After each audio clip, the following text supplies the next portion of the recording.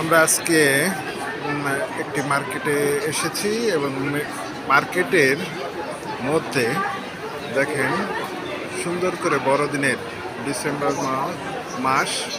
1 তারিখ সেই সুন্দর করে এটি সাজানো হয়েছে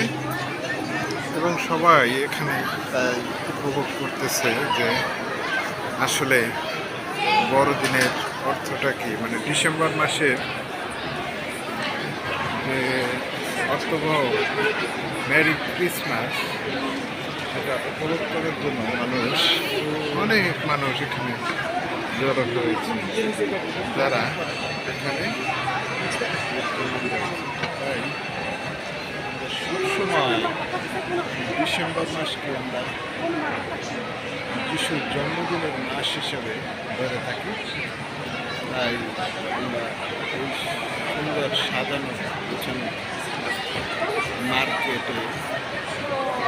আমরা দেখতে পাই।